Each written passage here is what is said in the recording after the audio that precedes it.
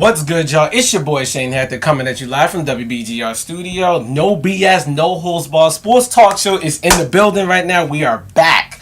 And I told you guys in my little promo right before the show that I'm going to have there's some specials for you guys. I'm going to have some nice people come to the show today. I told you guys, y'all better get ready because it's about to get real and it's about to get raw.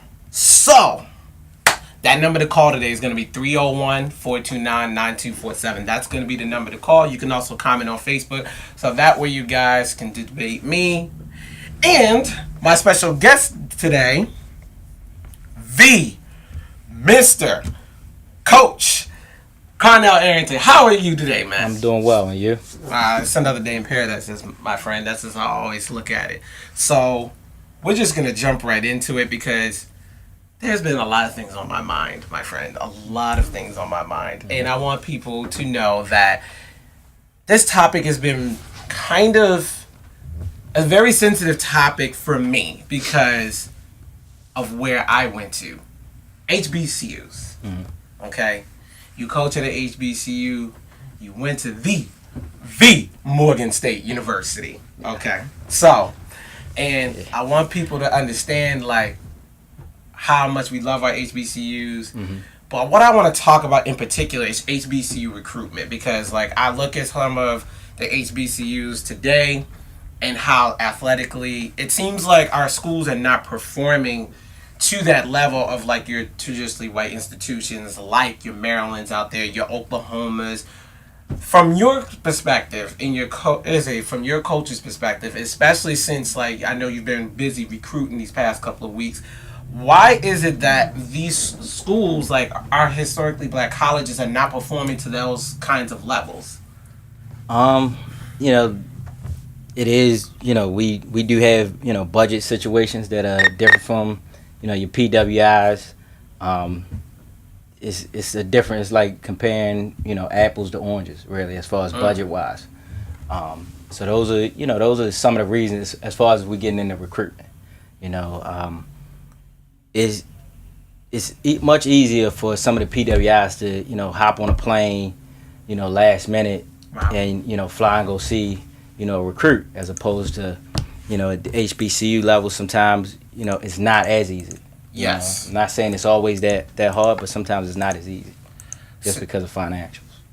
So you think mainly it's because, like, schools are not making as much money as your traditionally white colleges?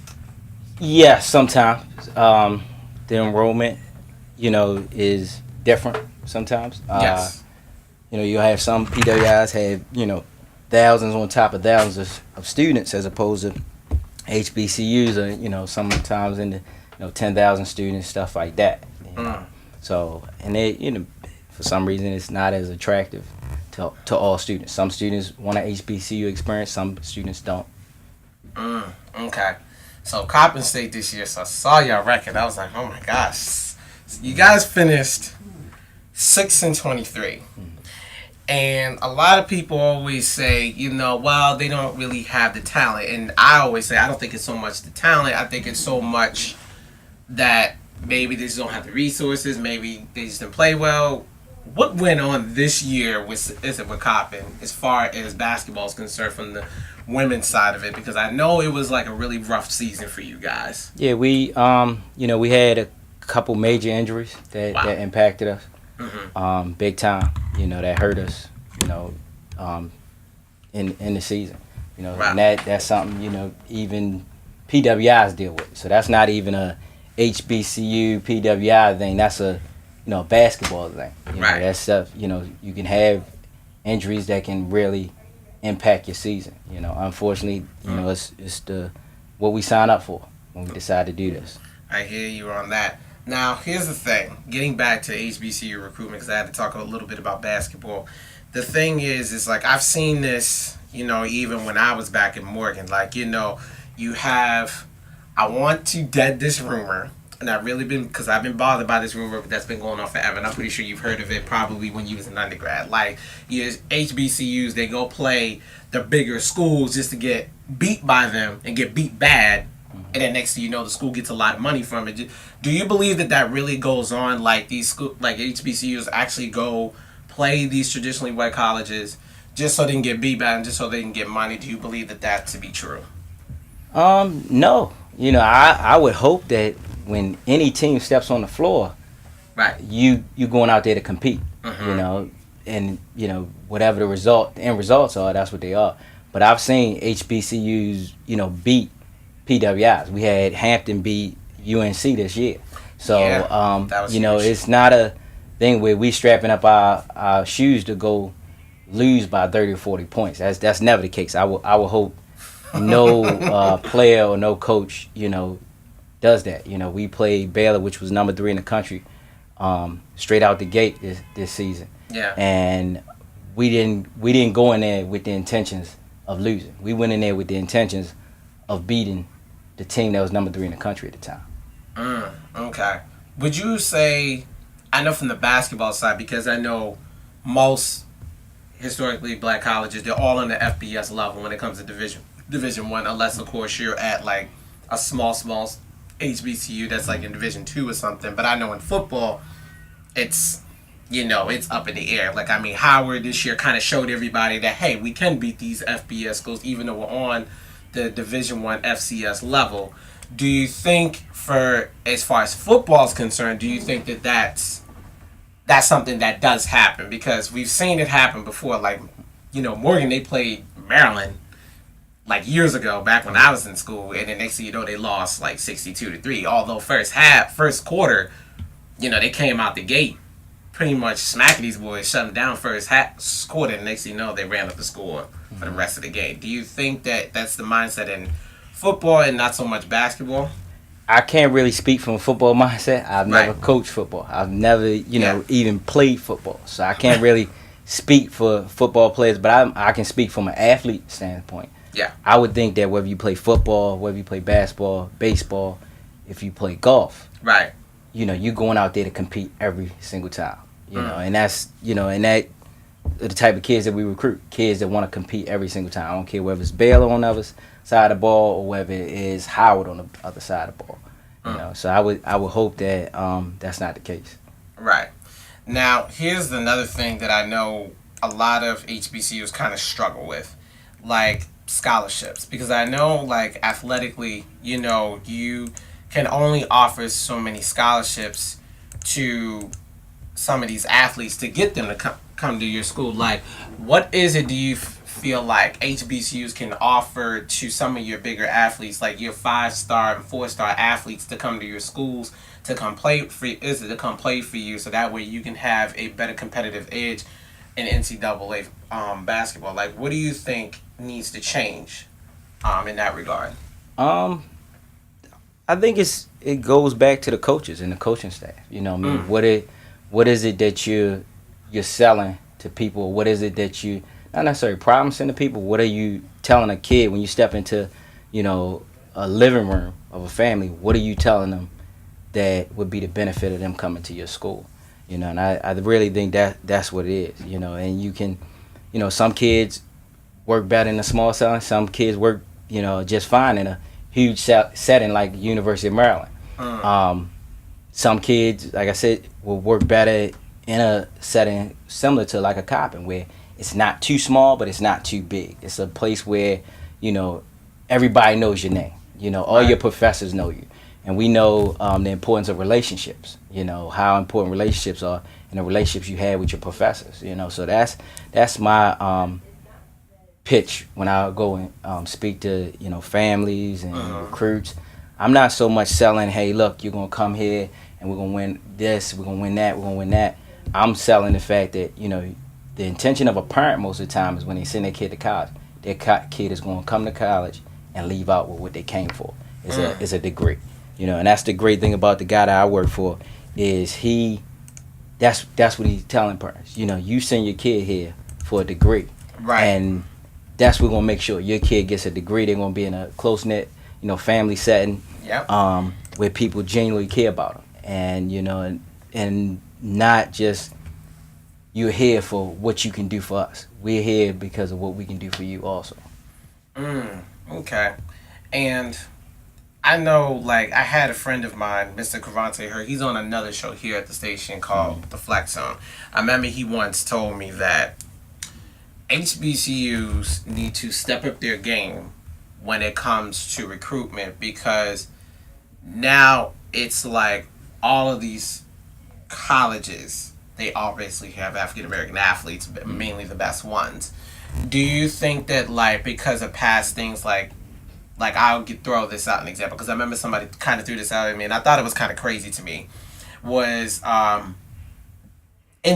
like, this person felt like integration hurt our HBCUs, and now those same black athletes are now going to the bigger schools because they're allowed to go there now, whereas now they don't feel that need to go to HBCUs. Do you think that that the past, like, laws that have changed and allowed our kids to go to those type of schools hurt HBCUs, or did it benefit us?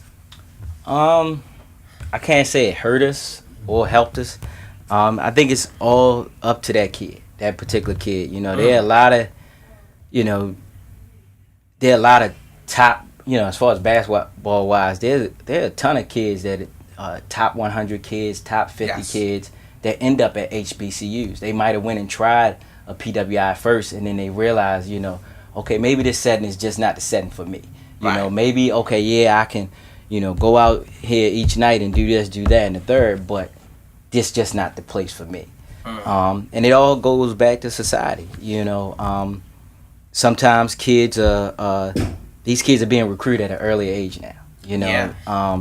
From football to baseball to basketball, they're recruited at a younger and younger age. They're ranked. Unfortunately, we seeing third graders. I watched a kid that's graduating 2025. I look at she being ranked. The other day, my son is 10 years old. He graduated in 2025, and I'm like, wow, this is, it's different, but it's a lot of money in sports. So, people are ranking kids at younger ages, and so now kids are sometimes pushed in certain directions, and they get used to a certain setting, similar to a PWI. They might go to a private school. A lot of private schools have some of the better athletes. One time the public school league was the top place to get the best competition. Now, a lot of those kids that would have went to the public schools 15, 20 years ago are now in private schools. And you think about, most private schools are predominantly white institutions. True. So if I'm a athlete that went to, say, a predominantly white high school, or I've been there since middle school, say, that eventually I start to get used to that setting, and I might feel uncomfortable in an HBCU setting. Not saying that all kids are going to feel that way, but some might. So I'm going to pick, you got to pick what's best for you. And I tell recruits this and their families this all the time. You got to pick what's most comfortable for you and your kid. Where's your kid going to be most comfortable at? Would it be at an HBCU setting? Would it be at a PWI setting? It's different wherever you most comfortable at. And I don't think integration of schools have hurt us or necessarily helped us in any type of way. Okay, so a lot of people are joining in. Oh my gosh. Okay, so I got a question from Show On. She actually has two questions, so I'm gonna give you the first one. She says, "What can the alumni of Coppin State do to be able to help with the sports department and recruitment?" I would say give back. Give back. That's the main way you can help us out is give back, donate. Join the alumni association. Become a lifetime member. Donate money. Because the financial side of things will really help us out, in the athletic department, and it'll help out with recruitment and a ton of other things. So I would say, the more people that can get on board to do that collectively, the more it'll help us. Okay. And her second question was, what percentage of students come from public school settings versus a prep school to play sports to your university? Say that one more time. What percentage of students come from public school settings versus a prep school to play sports to the university? I really want to think of a percentage. Rather, numbers are so. Throw a number out there. Especially statistics. You can just, people throw all kinds of statistics out and, they be completely off. But we have, if you look at our roster right now, we have young ladies we have a few from public school, quite a few from public school settings. Yeah. We do have a couple from private school settings. Okay. So I would say, even when I look at other people's rosters, some have went to public school, some have went to private school. And it's the same way with the PWIs. They have some. So I don't even want to say an actual percentage, but it could fluctuate. Depends, and it all depends on that coaching staff who has ties to what areas and to what schools. Right. I know I deal with the DMV area a lot. I might trickle up into Philadelphia, Pennsylvania, but let's put it this way: talent is talent, whether it's public school talent or private school talent. And my job is to bring the best possible talent and the best fit for our program and our culture to Coppin State. Whether they come from a public school or a private school. Okay. Now, a lot of our viewers don't really know you. Okay. But I want them to know you. So let me ask you this. Tell me a bit about yourself. Like, who is Mr. Arrington? Like, what is your coaching experience like as being in, and how did you get to be the assistant women's basketball coach of Coppin State? It's all built off of relationships. Yeah. 3 things I stand for as a person is being respectful. Yeah. Being respectful all the time. I build relationships wherever I go. So those are 2 big things for me, and those are the things that got me, to the point I'm at early in my career, because I'm still rather early, rather young. Right. And those are the things that I hit home with my players, with my own 2 sons at home. So that's a little bit of who I am. I'm a husband first. Try to be a great husband. I'm a father. Right. And then that's when I get into the coach. That coaching is not, the basketball coach is not who I am. I'd rather be known for being a great husband, and a great father first and foremost. But I started this journey back in 2003. 2003, It all started. It's all built up, like I say, relationships. And I started off mentoring kids, mentoring young men. When I was at Morgan State University, we started a program called Brother to Brother in February of 2002. I wanted to get into mentoring, and I saw a sign on a wall. And I, called a guy. Me and him be, still great friends today, Munir Bahar. And met with him, and we said, okay, we're going to take this thing and run with it. Working with young men twice a week. I think it was Tuesdays and Thursdays, or Mondays and Wednesdays, from like 4:30 to like 7:30. And that led me into basketball. I always was an athlete since I was like 4 years old, growing up in Northeast Baltimore. Right. And I went to Northwood Rec Center, which was like 5 minutes from Morgan State's campus, and I was looking for a basketball program for like 3 of my young men that I mentored. And the lady said they had a basketball program there certain nights of the week, and would I be interested in working her summer camp, Busy Bee summer camp. So I went and worked the summer camp, and at the time I was trying to start my own college career, so I was working out for like 5 hours a day during the summer up at with a train up at Johns Hopkins University, and working the summer camp in the daytime. And at the end of the summer, job was over with. The lady came to me, she said, "Look, I got another job for you in the fall. Would you like to?" Ms. Cole said, "Would you like to coach basketball here on Monday nights and Wednesday nights with a guy named Coach Kenny?" I said, "Okay." Within 30 seconds, I said, "Okay." And evidently, that was my calling. Originally, I went and met with Butcher Baird, the head coach at Morgan State at the time. Okay. And yes. he had told me, we would talk about some things, and maybe I could possibly walk on. We would see. So that wasn't like guaranteed. But when she offered this to me, within 30 seconds, I said, "Yes, I'll do it." And kind of went from there. I started off with younger kids, 4, 5, and 6, and 7 year olds in a clinic setting on Monday nights. Wednesday night I had 8, 9, and 10-year-old kids. Thursday and Fridays I had my 12 and under team. And then it went from there. I was a teacher in the Baltimore City school system for about 10 years. Had a program at Margaret Brent Elementary Middle School. I was there first year teaching, 2007. And some of the kids would tell me, come on down, come see us play. And came down, we're watching play. And team, wouldn't show up, this, that, and the third. And I just saw, I didn't like how the program was being ran. So I came in, stepped in, took it over, got that really going. And then I felt like it was time for the next challenge, and I really was enjoying coaching basketball, but I also enjoyed teaching kids. So I went to my mom and told her, I said, Mom, I'm thinking about going and trying to do something with coaching basketball. And she's like, okay, I know you want to be a teacher, but she had been a teacher for like 35 years. So I kind of felt some of that pressure to keep going on with what Mom had been doing. And she's like, I was just waiting for you to come and tell me. I knew that's what you loved doing, So kind of continued on with coaching the youth. And then what happened was started going to like coaches clinics, building relationship with college coaches, high school coaches.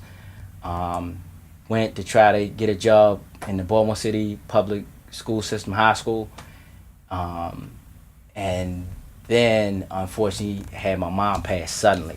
Wow, I'm sorry to hear that. And September the 16th, 2013. It was sudden out of nowhere, so that kind of knocked me down for a while. And I made a phone call at 9 o'clock at night, which was awkward. While I was out, on sick leave, dealing with my mom, and it was in October. I was supposed to go to a coach's clinic at Bishop O'Connell with Joe Wooten. Yes. And I thought about it, and I said, I'm not going. I told my best friend, no, I'm not going later for it. I'm done with basketball. And then all of a sudden, like the day before, like a Thursday night at 9 o'clock p.m., I called. And Joe's wife answered the phone, Terry. And it was 9 o'clock at night, you calling the business line. And she picked up, and she said, of course, Coach, we got room for you. Come on down to the coach's clinic. It kind of went from there, and I started building a relationship with, my kids was attending St. Paul's school, where they still attend now. Yep. And I saw the coach down there. And we had a short conversation, because I just felt like, going into the high school ranks at like more private school level would be great opportunity if I could. And it went from there, and I got on the staff at St. Paul's. Had a first year I was spoiled, won a championship there with Seth Goldberg, and then heard that some things were opening up at Coppin. Wow. And like same example, had a great relationship with some people over there, and next thing I know, I was on the men's staff there. After my 5-year goal was when I stepped into St. Paul's, was to be a college coach within 5 years. I made that goal after 2 seasons. And so what a story. Yeah, so and then it just went from there. Built a great relationship while I was there with my current head coach, Dwayne Burrows. For the year that he and I worked, it was funny. Our offices were directly across from each other. Yes. As opposed to my offices would have been down with the men's side, and for some reason it was right there. I guess it was meant to be, and it kind of went from there, and that's how I ended up here, coaching women's basketball, and I'm loving every minute of it. Now let me ask you this, because I know my viewers are probably going to ask this before, so I'm going to ask it for them. Mm-hmm. Do you see yourself being the head coach of a women's basketball team in the future? Do you plan on coaching the men's? Do you see is head coaching in the future for you, Mr. Arrington? That's my plan. So right. that's my plan, is to be a head coach, and that was part of the decision for the head coach Seth Goldberg at St. Paul's at the time to take me on his staff.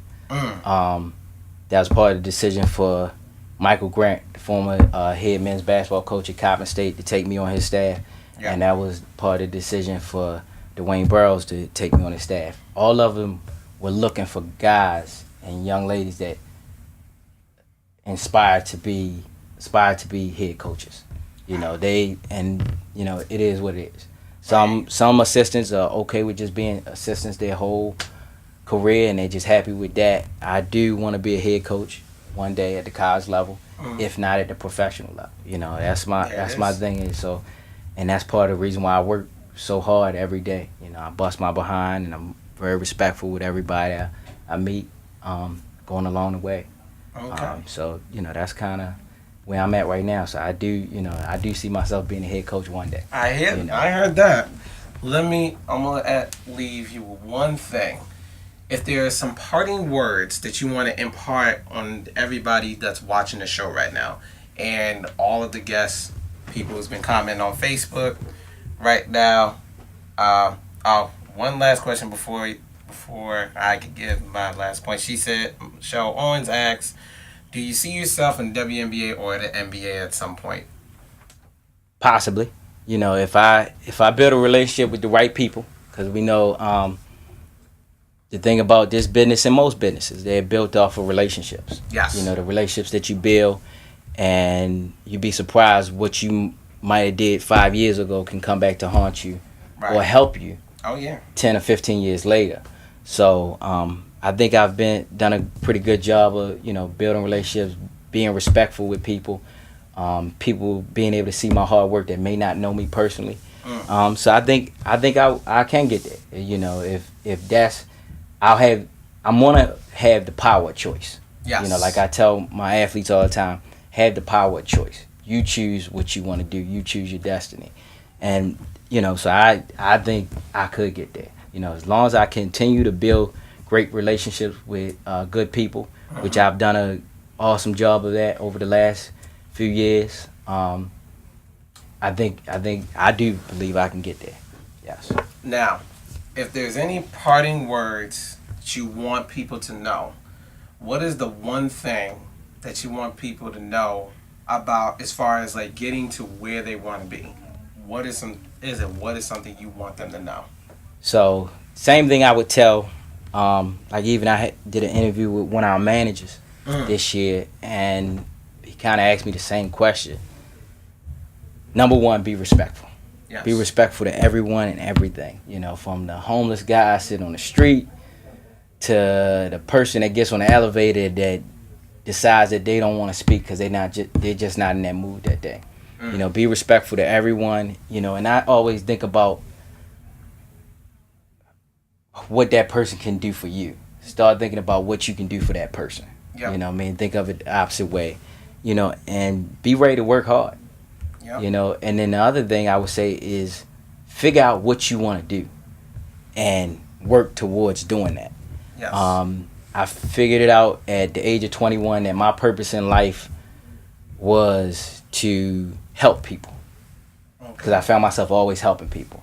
So I do the same thing now. When I went to St. Paul's, I had the opportunity to bring kids from the city and take them to a school where it costs them $35,000 a year. Wow. I have the opportunity to do the same thing now at the college level. You know, I have school loans that I still have to pay off.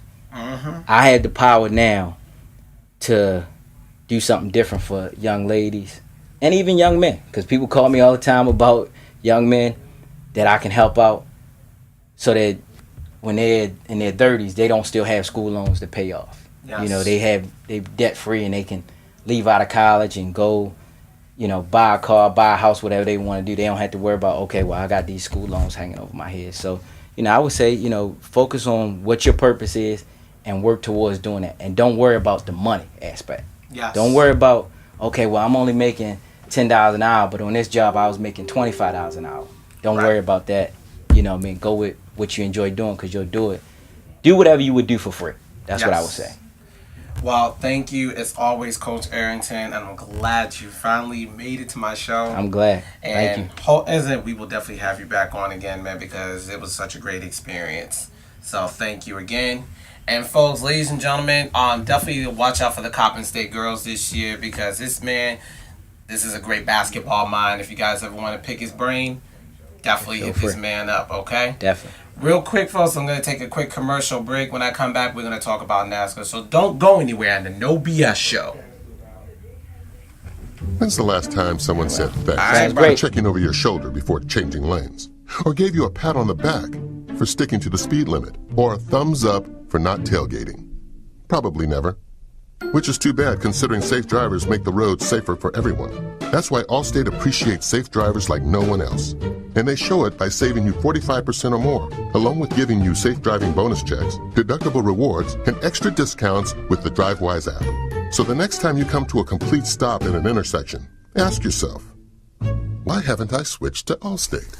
The Brandeo Insurance Group, your local DMV Allstate agent, can help you save 45% or more for driving safely. Call him at 410-424-0844 and get a quote today. It pays to drive safely. Call a local Allstate agent today and find out how you can save 45% or more. Switching to Allstate is worth it. Savings vary, subject to terms, conditions, and availability.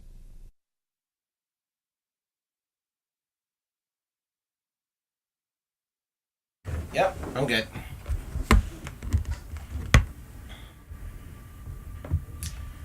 And I'm back, ladies and gentlemen. So, NASCAR. It looks like we got we got my man calling in right now. So I'm just going to bring him in. Carly, you're live. Hey, what's going on, Shane? How you doing, man? Nothing much. Let me introduce you real quick, my friend. Ladies and gentlemen, this is my friend, really good friend. Him and I was together at Fox Sports 1340 AM radio. My man, Cody Stewart, is into the show right now. We're going to discuss NASCAR. He's a great NASCAR mind, arguably one of the best NASCAR minds I've ever known. Cody, bruh, how are you, my friend? I'm awesome, man. Everything is going well. I appreciate you having me on the show. Oh, no doubt, no doubt. So we're just going to jump right into it, okay? So I've been following NASCAR this year. It's been kind of driving me crazy with, like, some of the things that's been kind of going on because, like, everybody who knows me knows I follow my man Bubba Wallace. Right. Bubba, it seems like his rookie year is not going that great. Tell me a bit about that right now, man. Well, I mean, this is how you have to look at it when you're talking about the top series in NASCAR, the Monster Energy Series. So, Bubba Wallace is with Richard Petty Motorsports. All right, they're a one-car team. Bubba Wallace ended up taking over the number 43 car for Eric Almirola from last year. Right. Richard Petty Motorsports, I mean, they haven't really been a top contending team in a while. Yes. You have the teams out there like Stewart Haas Racing, like Joe Gibbs Racing, Bernie Sherrill Racing, and so forth. But it's just how everything is stacked up with the different alliances that you have in NASCAR nowadays. Richard Petty Motorsports, they just, they're not hitting on a lot. They don't have the speed like these other teams do. So, Bubba Wallace is definitely fighting and scratching, getting his best finishes as he can. He finished second in the Daytona 500 this year, which is, great for your very first race. But it's just they don't have the speed like these top-tier teams do. Right. Now, let me ask you this. So since that is the case, this is something that I've been kind of like, thinking about lately, right? The problem is that I've noticed so far, it seems like it's the same drivers all the time. The Martin Truex Jr.'s, your Brad Keselowski's of the world. What is it that they're doing differently that Bubba Wallace is not doing? Because you got to remember, Bubba Wallace right now is really and truthfully the only African-American driver really actually doing great in the game. Like, right. What is it that these drivers are doing that he's not doing that's allowing them to be successful? Well, I mean, it just really ends up boiling down to the seats that are available when it comes to being able to kind of crack into the top series in NASCAR. So, as I said, he comes in to Richard Petty Motorsports. Right. But, they're not a top-tier team now. Had there been some openings for him, maybe with Hendrick or Joe Gibbs or so forth, no doubt about it, he would be having much better finishes than what he is right now with Richard Petty Motorsports. But, the name of the game is this. If you can find a seat in the top series, you take it. You know, if you only have one option, doesn't matter if it's the worst racing team in the world or the best, you take that because you try to get as much experience as possible that hopefully propels you into another opportunity down the road. And that's exactly what Bubba Wallace is doing. You know, if you look back at Richard Petty Motorsports, if you look back at Eric Almirola, the car that Bubba Wallace took over, it's almost about the same as far as the finishes go. So you're saying Eric Almirola, who has been in NASCAR for a little while now, as opposed to Bubba Wallace, who this is his first full year in the top-tier series of NASCAR. Yes. If he's putting up these same numbers as what Eric Almirola, a veteran in this NASCAR series, was doing last year, it speaks volumes for Bubba Wallace. So, like I said, it just boils down to if he was on a better team, like a Hendrick Motorsports or anything like that, his finishes would be so much better because of all of the speed and all of the resources that those top-tier teams have. Interesting. And here's the thing, because I talked about this before you knew I wrote an article about this, about the diversity in NASCAR, and how right now, like, it seems like they're still trying to push, you know, the strive for diversity in NASCAR, but I boiled it down to the fact that there's just not enough resources to get, you know, more, you know, minority drivers into the sport. From your perspective, what do you believe has to happen in order to get more minority drivers into the sport? Especially since, let's be honest, there's a lot of minorities. We love our flashy cars and stuff like that. So, right. I mean, you know, it comes down to what the racing world is, and what that is basically, you know, starting off as you're growing up at like your local hometown track that you may have, whether it's racing go-karts or so forth. And if there were more of those around in a lot of different areas, I think that you would definitely see more of the minority being able to have more chances to kind of break through into the NASCAR world. But it's not that many tracks around like that. So, for instance, where I'm at, which is a little outside of Richmond, Virginia, there's really nothing. I'm not going to say nothing because Denny Hamlin came up through here, but it's just it's a certain mile radius to where you can actually get to it. Outside of what's in Richmond, I mean, the farthest that you would probably have to go down would be probably in the Virginia Beach area. You know, so it's so many counties that just aren't around or really brought into that NASCAR world that basically kind of hinders the minorities to be able to understand racing in general and just continue to grow as they get older in racing to possibly break into NASCAR. Interesting. Now, they're going to be racing at Sonoma this Saturday because I believe they were off for a couple of weeks. So, what do fans need to expect from this race that's going to be different than all the other races in NASCAR this year? Especially because California, this speedway is huge. It's not like it's small. It's like 2.5 miles long. Like, it's a pretty big track. So the biggest thing and the most noticeable thing, if you've watched the first 15 races of the year, is this 16th race at Sonoma is a road course race. Right. So for the fan that's not necessarily familiar with NASCAR, that might just tune in every now and then, the biggest difference for this is they're not only going to be turning left, they're going to be turning right as well. This is a 2.5 mile road course that has altogether, I believe, 11 or 12 turns where they're going to be making left, they're going to be making right. There's going to be a lot of brakes being used. So this is a very unique track as opposed to the other tracks in NASCAR that are a mile and a half, 2 miles, but are just circular.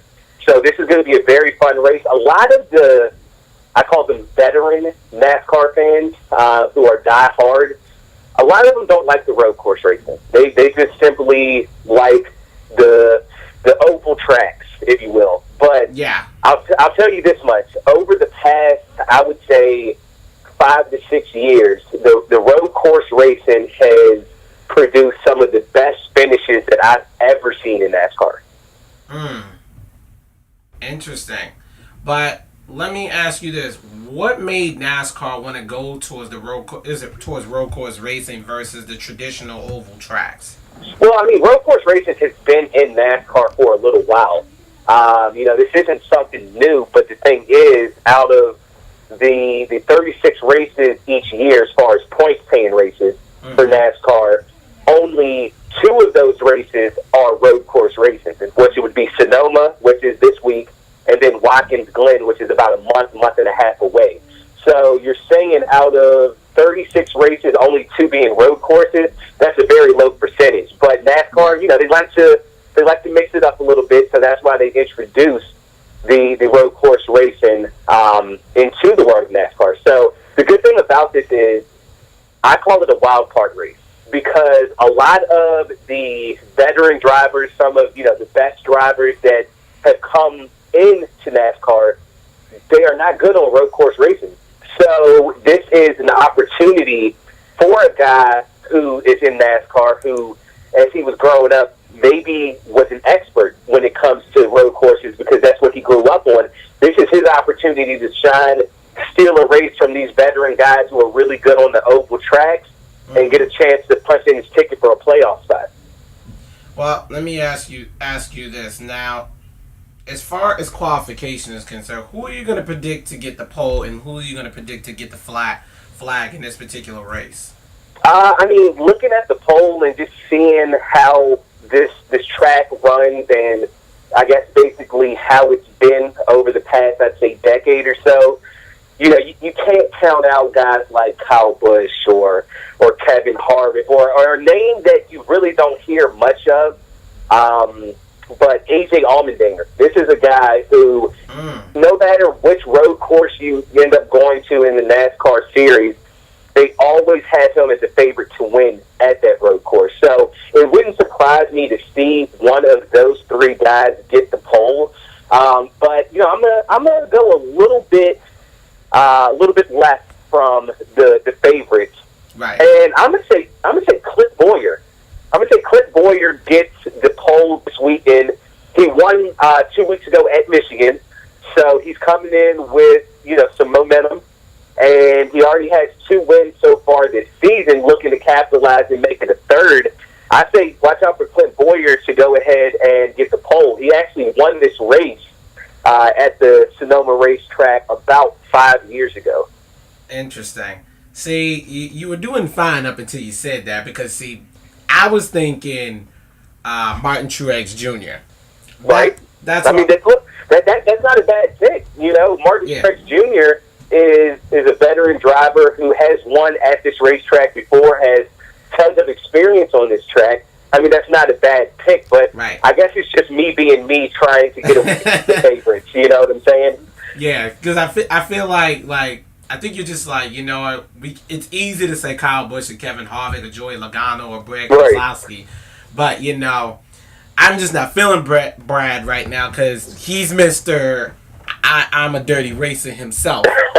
He is, that's just what it is. I'm sorry. But what kills me about this driver, he's the same guy who'll walk up to you after the race and shake your hand and be like, hey, man, my bad. Nah, bro, you just tried to put me into a wall.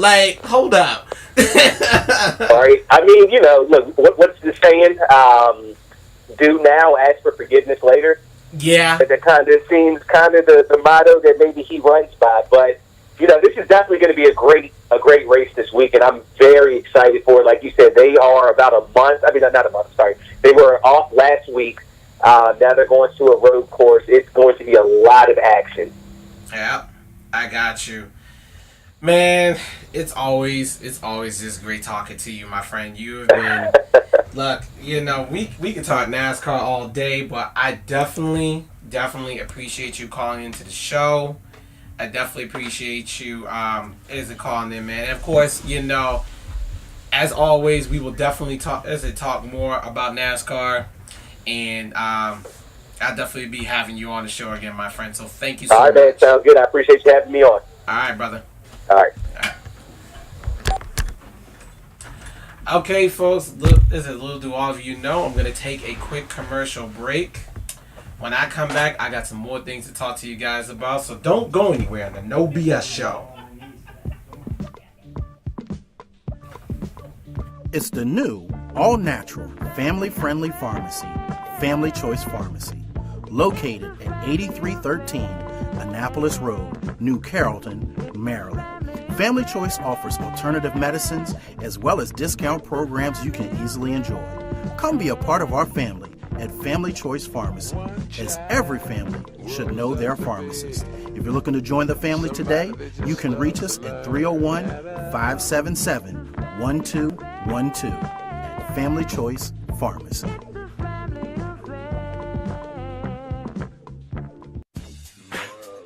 If you like to roller skate, you will love Lanham Skate Center. We offer all kinds of specials, birthday parties, skate classes, and more. You can even reserve the rink for a special event. Skate rentals only $3, so roll on over to Lanham Skate Center today.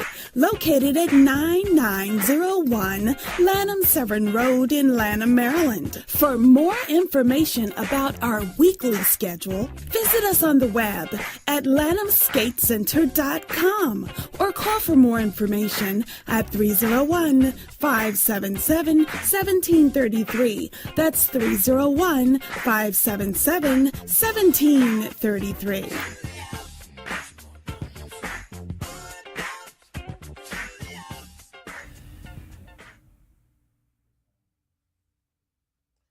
And I'm back, ladies and gentlemen. All right. We got to talk. So, it kills me when I heard this week. I've been hearing a lot of talk about these guys right above my head right now. I'm really trying to figure out, why are we talking about the Dallas Cowboys when they didn't even come close to winning the NFC East last year? They were definitely 9-7. But in hindsight's 2020, because Dak Prescott was definitely on FS1, and I definitely saw him talking to Undisputed. So here's what I got to say about this. Do I believe the Dallas Cowboys can win the NFC East? Possibly, because we all know the NFC East, they only change division leaders like every other season. However, no Dez, retired Jason Witten, you got no receivers. You picked up Allen Hurns, and Allen Hurns who I'm not so sold on yet. And then you got Zeke and Dak. All right, well, here's the problem. Dak's going to have to find a way to throw at least 30 touchdowns this year. 30 touchdowns. Only 10 picks, because I'm going to say he's going to throw at least 10.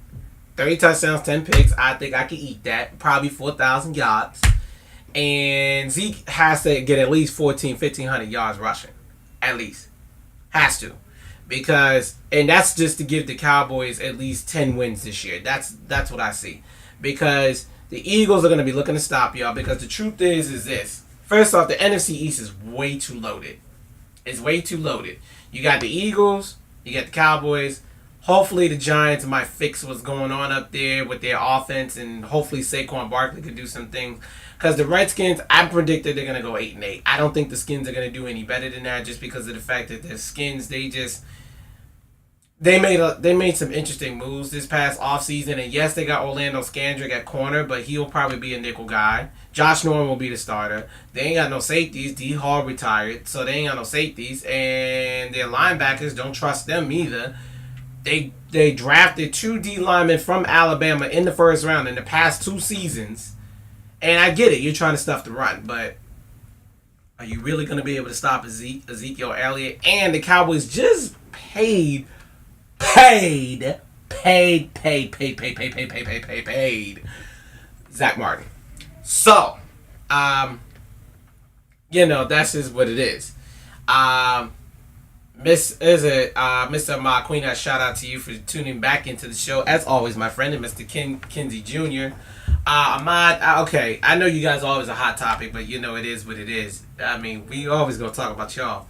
Now, Miss Owens, I see that you said you wouldn't work for that slave. Okay. Work for the slave owner, Jerry Jones. Well, I mean, it is what it is. Mr. Queen, I see you guys say we have no wide receivers, and if you put the stats of both Wentz and Dak for 2 seasons, they have the same quarterback. That may very well be true, but you also got to remember Dak finished the season last year, whereas Wentz did not. Wentz did not finish the season last year because he got hurt. He was out for the remainder of the season, which was like 5 games left. Now, had he finished the season, we probably would be having a different conversation. And not to mention,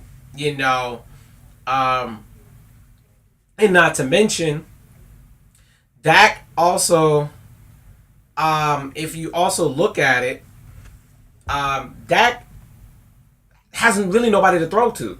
And I'm very concerned for the Cowboys at this point because I don't see how you could win with those receivers. Now, for Dak, it'll also be a good thing because he doesn't have to force it to the same guy anymore. He doesn't have to focus on trying to get the ball to Des all the time and throwing it to Witten all the time, his whole security blanket. So he doesn't have to worry about that anymore. He'll have to start having more leading receivers right now. Now, Miss Owens, I see your comment with Des Bryant. Des Bryant still hasn't been signed yet, and to be honest with you, I don't see any... Queen, that I see your comment. I don't see Des getting signed by anybody just because of the fact that Des got an attitude problem. He's trying to command money that he cannot command anymore. He was getting a 5-year, $70 million deal with the Cowboys. He didn't produce for the past couple of years because he's been hurt. And on top of that, he's been a distraction. And at this point for the Cowboys, I understand why they cut him because, I mean, there's really nothing much to say. I mean, he was detrimental to the team at this point. And I think, here's the thing. I feel like Dak will be better with this team because he'll be able to throw to anybody. And you're not going to know who he's throwing to. Now, he'll still have Cole Beasley. So Cole Beasley will still be that security blanket, okay? He'll have Terrence Williams. He'll have Butler. Hopefully, I think Butler will be a better receiver this year for him because he's a big kid, so I'm pretty sure that they could work something with that. Because right now for the Cowboys, they just had to really focus on defense because the defense side of the ball wasn't that great, especially since their D-line was really their anchor this year because DeMarcus Lawrence was doing his thing. And that vaunted D-line of the Dallas Cowboys was pretty stellar. They don't have a secondary still because, let's be honest, they don't have any corners. They don't really have any safeties either. No big-name guys in that secondary. And then not to mention linebackers. I mean, their linebackers was hurt a lot this year. So for Dallas, it's just going to come down to who's really going to step up on the defensive side of the ball. And that's what it's going to be. Do I think the Cowboys could be NFC East winners? Assuming the Eagles don't have the same defense as last year, possibly. And that's a huge possibility because I don't see how they can beat the Eagles at this point because the Eagles have a running game. They have the receivers. They got the quarterback. They've got it all. The only thing they just don't have is linebackers because linebackers don't care what anybody say. I've always been saying this for the longest time. They are trash. They've been trash. They showed they were trash in the Super Bowl. They couldn't even stop a guy who was running back by committee. And then for the Cowboys, if I'm the Cowboys right now, I'm pulling the trigger and trying to go get Earl Thomas. Why? Earl Thomas wants out of Seattle. He doesn't want to be there. He's holding out. It doesn't make sense for him to stay in a situation that he doesn't want to be in. So if I'm Jerry Jones, I'd find a way to trade for him, get Earl Thomas there. That way you could shore up that secondary. So that way you'll have a guy who's going to bring in some some interceptions and get you some turnovers and really change the tide of games. I think that would be the best bet for Dallas right now if you really want to shore up that defense. And I feel like if you add Earl Thomas, he's definitely going to get you some wins because then at that point, the NFC East is going to have to really contend with the Cowboys at that point because he makes the defense better. That's just what I see. So we'll see what happens and we'll see what goes on from there. So, but real quick, folks, I'm going to take a quick commercial break. Not going to be too long, though. When I come back, I'm going to talk about LeBron and his legacy and how this is really going to affect him after this recent finals loss. So don't go anywhere on the No BS show. Have you been looking for a new car? Godwin Motors has got you covered. Check out their credit stimulus package sales event. 100% credit approval regardless of credit, and emergency lenders on hand.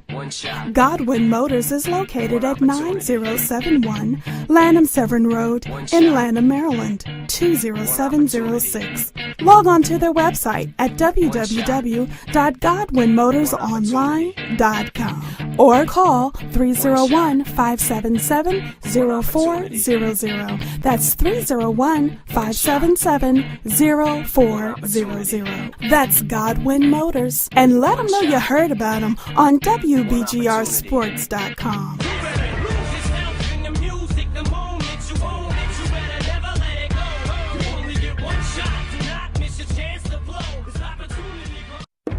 Times are hard for many people in America today, but change can begin when you take action for yourself. Help is here. Log on to mymoneymyfreedom.com and get connected with a proven recession-proof company that has been helping people find financial freedom for nearly a decade. Whether you're looking to supplement or replace your income, they can help. They're a company with a AAA rating from the Better Business Bureau, and they do business in over 40 countries. Log on to mymoneymyfreedom.com.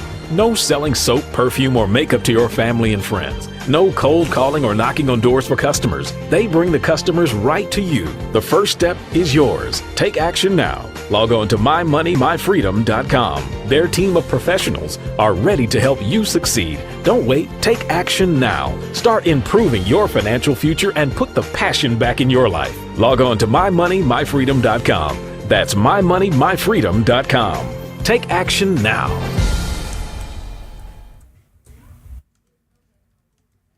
And I'm back, ladies and gentlemen. I'm just going to touch on this real quick before I have to go. This man right here, Lakers, Cavs, Wizards. Where would LeBron go? This is what I suggest, and everybody's going to call me crazy. I don't care what anybody's saying. Everybody thinks he should go here. I don't know why everybody thinks he needs to go to the Lakers. He's not going to LA. He don't want it in the West. Because you know why? Because then that means he got a deal with the Warriors and the Rockets. He ain't going to the LA. I don't see it happening. The best team, and everybody could call me crazy for this, the team I think he needs to go to, hands down, the Washington Wizards. They're already primed and ready to go, right? So they're going to have Bradley Beal, Otto Porter, and John Wall. You add LeBron to that mix, and then you pick up, and then you got Morrison coming off the bench, and you got a couple of guys coming off that bench. That team is already primed, ready to go. Period. That team is primed and ready to go. Send LeBron to L. Is it to the Wizards? DC, I'm telling you right now, it's gonna be real difficult for the Warriors to beat that squad. But that's just me. Call me crazy. I'm not crazy, but I don't think it's too far-fetched. If I'm the Wizards and they're watching this, I'm telling you right now, I'm pulling the trigger and I'm going after LeBron James to the Washington Wizards. I'm not crazy when I say this. They already got the superstars there. You just got to get them there. Anyways, folks, I am out of time. I thank all of you guys for tuning into the show today. So real quick, I want you guys to go to the No BS, No Holds Barred Sports Talk Show fan group on Facebook. Then I want you guys to go ahead to see my blog on No BS. Sorry about that. To the No BS, No Holds Barred Sports Talk, sportstalk.blogspot.com. Then I want you to follow my social media, insane_Shane29, underground SB29 on Twitter. Then go to shiz_29, No BS, No Holds Barred on Instagram. Undergroundsportsllc.blogspot.com on Blogger. And then if you want to advertise with the show, go ahead and go to undergroundsportsllc@gmail.com. Go ahead and email your boy here. I am here. That's how you're going to get into contact with me. This is your boy, Shane Hector. I love all of y'all. Thank you for tuning into the show. No BS is out of the building. Peace!